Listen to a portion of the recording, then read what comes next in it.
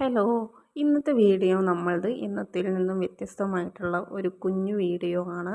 കുറച്ച് ദിവസങ്ങളായി സ്റ്റഡി മെറ്റീരിയലും കാര്യങ്ങളൊക്കെ ഒന്ന് അടക്കിപ്പെറുക്കി ഒതുക്കി എടുത്ത് വെക്കണമെന്ന് ഇങ്ങനെ വിചാരിക്കണു. ഇതുവരെ ഒരു സമയം കിട്ടാത്തതുകൊണ്ടാണ് അത് ഇത്രയും ഡിലേ ആയത്. അന്ന് വീട് പണി നടക്കുന്ന സമയത്ത് എല്ലാ ബുക്സും എല്ലാ കാര്യങ്ങളും കൂടെ ഈ ഒറ്റ ഷെൽഫിൻ്റെ ഉള്ളിലേക്ക് അങ്ങോട്ട് എടുത്തു വെച്ചതായിരുന്നു. പിന്നെ അത് ഇന്ന് വരെ തുറന്ന് നോക്കിയിട്ടുണ്ടായിരുന്നില്ല.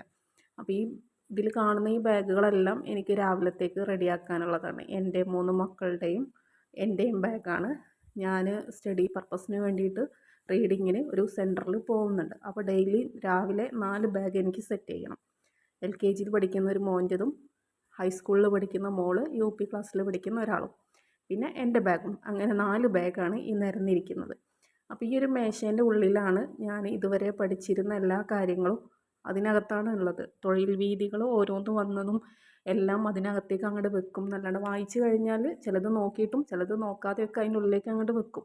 പിന്നെ എന്ത് സാധനങ്ങളായാലും ആവശ്യമുള്ളതും ഇല്ലാത്തതും എല്ലാം അപ്പോൾ അതിൻ്റെ ഒരു സ്പേസിൽ വെക്കാൻ സമയമില്ലെങ്കിൽ നേരെ ഇത് തുറക്കുക, ഇതിനുള്ളിലേക്ക് വെക്കുക. അതാണ് എൻ്റെ ഒരു ശീലം. അങ്ങനെ ഇതെല്ലാം ഒന്ന് വലിച്ച് പുറത്തേക്ക് ഇട്ട് എല്ലാ കാര്യങ്ങളും ഒന്ന് സെറ്റാക്കി വെക്കണം എന്നാണ് ഇന്ന് ഉദ്ദേശിച്ചിട്ടുള്ളത്. മാത്രമല്ല തൊഴിൽ വീഥികൾ വന്നത് വായിക്കും, അങ്ങോട്ടേക്ക് വെക്കും എന്നല്ലാണ്ട് അതൊരു ഓർഡറിലോ അല്ലെങ്കിൽ പിന്നീട് റിവിഷൻ ചെയ്യാറോ ഒന്നുമില്ല.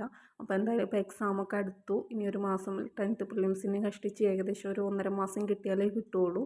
അപ്പോൾ ഇതൊക്കെ ഒന്ന് അടക്കി ഒതുക്കി എടുത്ത് വെച്ചിട്ട് അതിൽ അന്ന് വായിക്കുന്ന സമയത്ത് നമുക്കറിയാത്ത പോയിൻറ്റ്സൊക്കെ ഒന്ന് അണ്ടർലൈൻ ചെയ്ത് വെച്ചിട്ടുണ്ട്. അപ്പോൾ ഇതൊന്നും കൂടെ ഒന്ന് റിവൈസ് ചെയ്യണം എന്നൊക്കെ ഉള്ള ഉദ്ദേശത്തോടെയാണ് ഇതൊക്കെ ഒന്ന് പൊടി തട്ടി എടുക്കുന്നത്. ആദ്യം അതിൽ നിന്ന് ഓരോന്നായിട്ട് പുറത്തെടുത്ത് വിന്നർ ബുക്കുകൾ ചിലതൊന്നും തുറന്നിട്ട് പോലുമില്ല, അങ്ങനെയുള്ള എല്ലാ ബുക്സും അതിൽ നിന്ന് പുറത്തേക്ക് എടുത്ത് എന്നിട്ട് അതിൽ നിന്ന് തൊഴിൽ വീഥികൾ വേറെ, അതിൻ്റെ വിന്നറും അതിൻ്റെ കൂടെയുള്ള ബുക്ക്ലെറ്റ് ഉണ്ടല്ലോ അതെല്ലാം വേറെ വേറെ ആ ഒരു രീതിയിൽ ഞാൻ സെപ്പറേറ്റ് ചെയ്ത് മാറ്റി. പിന്നെ പഠിക്കണം എന്ന് വിചാരിച്ച് വാങ്ങിച്ചു വെച്ചതാണ് കുറേ SCERT ബുക്സുകൾ. പക്ഷേ ഇതുവരെ അതൊന്നും തുറന്ന് നോക്കിയിട്ടില്ല. പിന്നെ നമ്മളൊരു ആപ്പ് യൂസ് ചെയ്യണതുകൊണ്ട് തന്നെ അതിൽ തന്നെ എല്ലാ SCERT കണ്ടൻറ്റും വരുന്നതുകൊണ്ട് പിന്നെ പ്രത്യേകിച്ച് ഞാൻ ടെക്സ്റ്റ് ബുക്ക് നോക്കാനും പോകാറില്ല. അങ്ങനെ കിട്ടിയ ടെക്സ്റ്റ് ബുക്കുകളെല്ലാം അന്ന് കൊണ്ടുവന്ന് വെച്ച് അതേപോലെ തന്നെ ഇരിക്കുകയാണ്. പിന്നെ കൂടുതലായിട്ട് അതിലേറെ എനിക്ക് നമ്മുടെ പബ്ലിക്കേഷൻസിൻ്റെ SCERTൻ്റെ ബുക്കുകളുണ്ടല്ലോ അത് വായിക്കുന്നതാണ് ഒന്നുകൂടെ ഒരു ഉപകാരപ്രദമായിട്ട് തോന്നിയത്. കാരണം ടെക്സ്റ്റ് ബുക്ക് വായിക്കുമ്പോൾ നമ്മൾ കുറേ പോയിൻറ്റ്സ് നമ്മളതിൽ നിന്ന് വീണ്ടും കണ്ടെത്താനും കണ്ടെത്തി അതിൽ ആഡ് ചെയ്യാനും പിന്നെ അതുപോലെ തന്നെ കുറേ സമയം അതിനു വേണ്ടി ടെക്സ്റ്റ് ബുക്ക് വായിക്കുമ്പോൾ എല്ലാം വായിച്ചെടുത്ത് മനസ്സിലാക്കി കാര്യങ്ങൾ നോട്ട് ചെയ്ത് വരുമ്പോഴേക്കും ഒരുപാട് സമയം പോകുന്ന പോലെ എനിക്ക് തോന്നിയിട്ടുണ്ട്. അതുകൊണ്ട് തന്നെ ഞാൻ പിന്നെ ടെക്സ്റ്റ് ബുക്ക് അങ്ങനെ വായിക്കാറില്ല. അധികവും പബ്ലിക്കേഷൻസിൻ്റെ ഏതെങ്കിലും ബുക്സ് നമ്മൾ സ്റ്റഡി പർപ്പസിന് അങ്ങോട്ട് പോകുമ്പോൾ അവിടെ ആരുടെടുത്തെങ്കിലുമൊക്കെ ആയിട്ടുണ്ടാവും, അങ്ങനെ അതിൽ നിന്ന് വായിച്ചെടുക്കുകയാണ് സാധാരണ ഞാൻ ചെയ്യാറ്. അപ്പോൾ ഇനിയിപ്പോൾ എക്സാമിന് ഡേറ്റൊക്കെ അടുത്ത് വന്നല്ലോ, 10th പ്രിലിംസിന് സമയമായി തുടങ്ങി.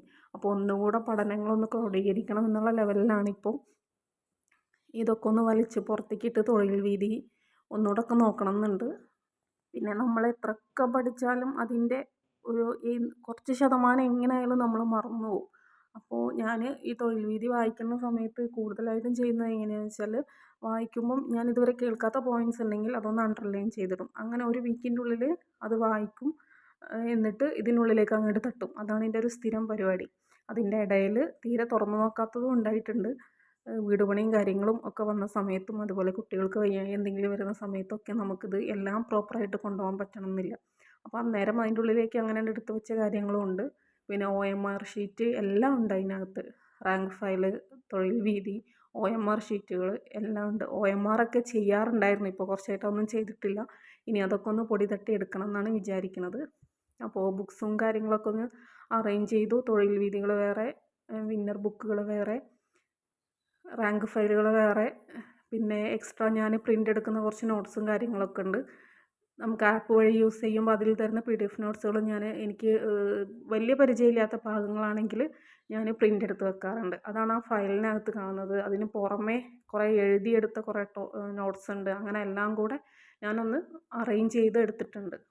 ഈ നാളെ തൊട്ട് ഓരോ വീഥി വായിക്കുന്നതിനൊപ്പം തന്നെ ഓരോന്ന് റിവിഷൻ ചെയ്തും കൊണ്ടുപോകണം എന്നാണ് വിചാരിക്കുന്നത്. പിന്നെ ആപ്പ് യൂസ് ചെയ്യുന്നതുകൊണ്ട് തന്നെ മാക്സിമം കാര്യങ്ങൾ അതിൽ തന്നെ കിട്ടും.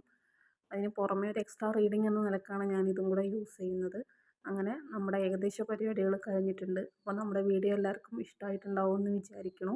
പിന്നെ ടേബിളിൻ്റെ മേക്ക് ഓവർ സ്റ്റഡി ടേബിൾ എന്ന നിലക്ക് ചെയ്തതാണ്. അതിൻ്റെ മേക്ക് ഓവർ എങ്ങനെ ഉണ്ടോ, നിങ്ങൾക്ക് ഇഷ്ടമായോ എന്നൊക്കെ ഉള്ളത് കമൻസിലൂടെ അറിയിക്കുക. പിന്നെ രാത്രിയിലാണ് നമ്മൾ ഈ വീഡിയോ ചെയ്യുന്നത്. ഏകദേശം 9 മണി ആ ഒരു സമയമാണ്. അപ്പോൾ അതിൻ്റേതായ പോരായ്മകളുണ്ട്.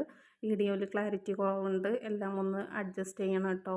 അപ്പോൾ നമ്മുടെ സ്റ്റഡി ടേബിൾ എല്ലാവർക്കും ഇഷ്ടമായിട്ടുണ്ടാവുമെന്ന് വിചാരിക്കണം. അപ്പോൾ നമ്മുടെ ചാനൽ ആദ്യമായിട്ട് ആരെങ്കിലും കാണുന്നുണ്ടവരുണ്ടെങ്കിൽ ലൈക്ക് ചെയ്യാനും ഷെയർ ചെയ്യാനും മറക്കരുതേ.